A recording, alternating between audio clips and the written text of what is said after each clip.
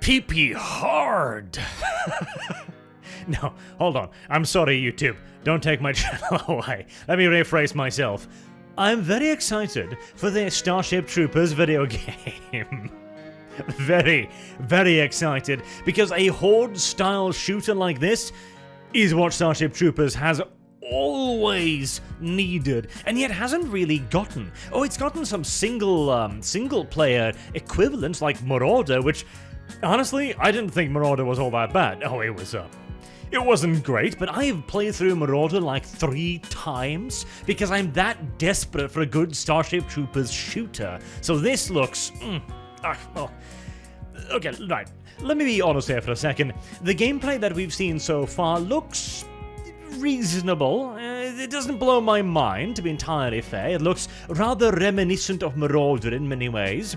When the Arachnids emerge from the ground, it's very clear that the model simply just, rises from the dirt. The shooting effects too are alright, the explosions are really good, and the sound design is quite awesome as well, but it's a bloody Starship Troopers Horde shooter. Love it. I can't not love it. The simple fact is, Starship Troopers is one of those settings that I will almost automatically simp for practically regardless, and they are actually offering up some very interesting innovations here in the Horde shooter survival-y kind of style genre, which we're gonna go through here, as we do have some details on the game, as it does have a Steam page available. First and foremost, one of the most interesting departures from the usual meta, shall we say, of these kinds of games, is that instead of having a 4-player team, you are going to have a total of 12 players divided into 4-man teams. You will also have 3 classes as well, assault, support, and defense, and you will have base building too. You'll also have a good old-fashioned progression system, a variety of enemies, of course, and a bunch of weaponry too. But what I like the most is the idea of a large map. So, the way the game sounds like it's going to be played, bearing in mind that all we have now is a rough kind of like feature description kind of thing and some screenshots, you can see right here we've got a objective, clearly, where you need a thing and need to put a thing in the thing to do a thing, and it's also got, interestingly enough, a resource counter there. So I'm presuming you need to charge this thing up to a certain amount to fulfill an objective. As you can see here, power the Ark in the same icon. So I'm guessing you need to gather enough containers to fill this thing up. This thing is sitting inside of a base, or at the very least you can make it into a base. I believe we have, yes, this is the map. So, prevent Ark destruction. So this is the Ark right here, which is the same thing as we saw here, right? And you gotta stop it from being destroyed. Well, look at this map. This is actually rather large. And since you can build the defenses, as you can see here, and the enemy will be able to move around organically on the map, you are going to have to essentially organize strike teams. So you build the defense around the objectives that you gotta keep, the primary objectives. Deliver gas to Ark, prevent Ark destruction. Whilst other strike teams go out to pick up what I presume to be the refinery, yeah, in fact it says there, build the refinery. So you build the refinery there, gather the gas, and then track it all the way back to the Ark generator. So you'll need teams to defend, you'll need teams to destroy organic objectives like this, destroy Arachnid patrol, which will prevent the Arachnids from escalating their threat level, which is another mechanic. So, infestation level is something they mentioned, as you can see right up here. Infestation level means that the Arachnids will deploy not only more bugs, but more dangerous bugs as well. To begin with, the game will only have 5 enemy types: a drone, which will be a non-combatant, a warrior, a gunner, a plasma grenadier, and tiger elite. So not a great choice there. I'm sure they're going to come up with more variants, like the hoppers, for example. That'll be great. But this idea of a map, I really, really kind of like, because it means that the missions won't be as samey as, say, in, for example, Left 4 Dead or Dark Tide. And Okay, we gotta differentiate this game a little bit from its competition, right? So first and foremost, the progression system is obviously fairly similar. So you've got one of the classes here, and you've got a nice and simple level up system. You'll get the Morita Hawkeye level 2, Ammo Fabricators level 3, a powered up build suit level 4, and then a sidearm at level 5. Right, fairly simplistic. And you'll apparently be rewarded for the actions you did, like warrior kill, grenade kill, drone kills, and target kills. That's good too. Reward the player for what they do in the mission, in addition to, of course, the mission objective. That's very nice. I'm presuming you will also get some kind of bonus for building stuff. You can see the buildings here.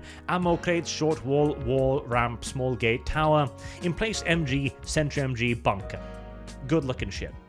And then, of course, you've got the good old-fashioned run-and-gun gameplay, with this being the busted open pre-made base, I'm assuming, which you'll have to have the arc generator in it, as you can see the objective there. But the idea of having a 4-man team as part of a larger 12-man army I find very interesting, because this is something that basically hasn't changed in this style of game ever. At least off the top of my head, I can't think of another game like this that didn't do the 4-man team thing. And I definitely can't think of one that has like a large organic map where you have to complete secondary objectives and, well, objectives to stop the infestation level from growing, to buy yourself time to complete the main objective. That's really interesting.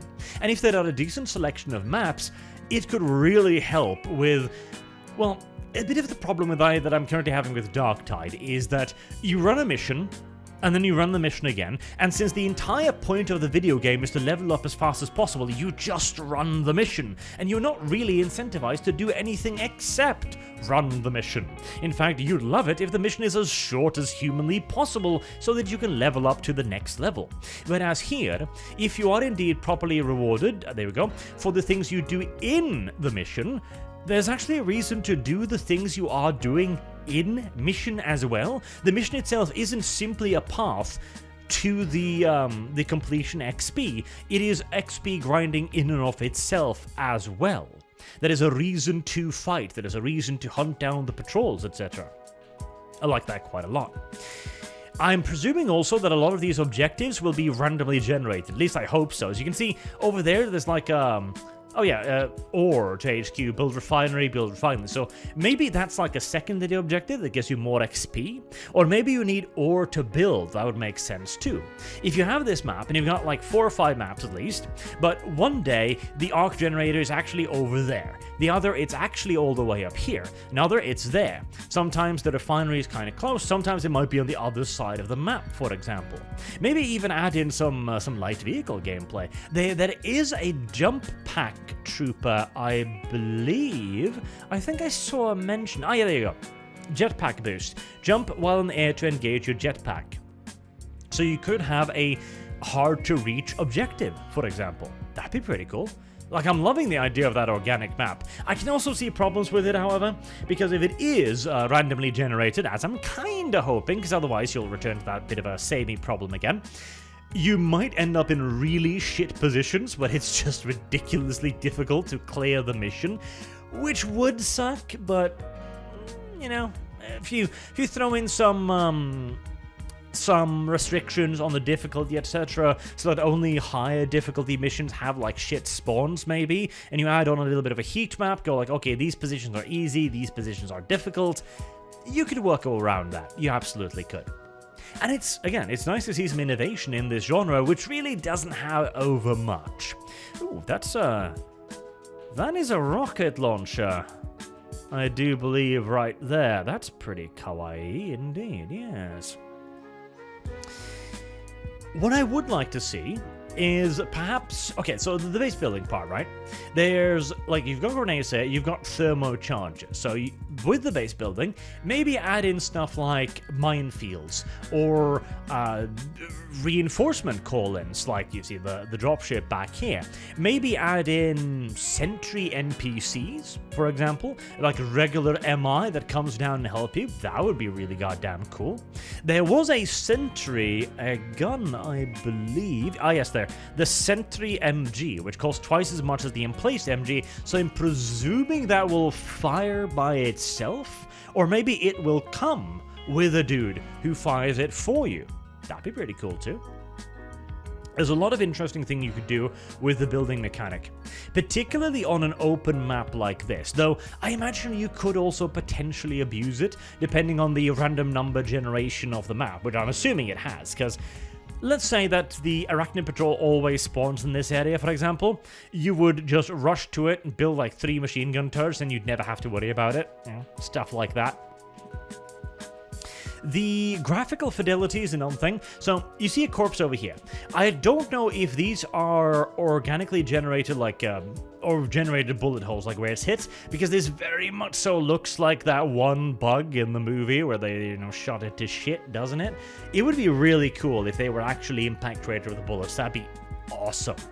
Another thing that they need to worry about also is the balance of the Arachnids. So the thing with the Arachnids is they are a Horde species, obviously, and so you need a lot of bugs on screen, And I think, yeah, this one. This is the one where you can see the most bugs on screen. And there's only probably a dozen or so, maybe 2 dozen or so bugs. That's not an enormous amount. Was that a number? Yes, destroy Arachnid Patrol 40. So that patrol is 40 Arachnids. That's not nothing, but it should be more. Bearing in mind, that's infestation level 1 as well. Because one of the big things is, the Arachnids are actually dangerous as all hell. One of these things gets to you, you should be taking a lot of damage really, really, really quickly. But you should also focus on that aspect rather than adding in too many elites, too many specials, and too many shooty dudes. Because the real, genuine fun of a game like this is to shoot ridiculous amounts of bugs. That's what the game needs to focus on, making the combat feel nice and satisfying. Having you hold your ground against hordes of them as you go, that is the fun of Starship Troopers, and I hope they focus a lot on that. You know, nice, big, meaty, chonky sounding weapons as you gun down innumerable quantities of Arachnids charging at you, especially when you've got ability to get base building. I'm thinking maybe like infestation level, like there's a boss level kind of thing every few pips, or maybe it's a random event, so it's like, oh god, Arachnid wave incoming, everyone return to base now, that kind of stuff. That'd be awesome too. I am so excited. Genuinely. Starship Troopers is one of those franchises that just deserves so many more games. And a Horde shooter is just the perfect fit for Starship Troopers. I'm excited. I'm very excited. I hope this is good. And the developers, too, do have a history in first-person shooters. So the developers are Off-World Industries. They've made Squad. They've made... what the hell was it? What the hell was it? That... They've made Beyond the Wire. I know that, too. Which I still need to try, by the way, because I'm kind of interested in that game. But, Christ, what was it? Postscriptum, that was it, the World War II shooter. I'm pretty sure these are the guys who made all of those. Squad, Postscriptum, and Beyond the Wire, which is really awesome. So if anyone can pull off, a good shooter experience with a lot of base building and cool stuff, it really should be these guys. I'm looking forward to it. Do let me know what you think as well in the comments section down below, if you're excited as well, as excited as I am, or if you're maybe a little bit skeptical for the gameplay, because I will admit it's,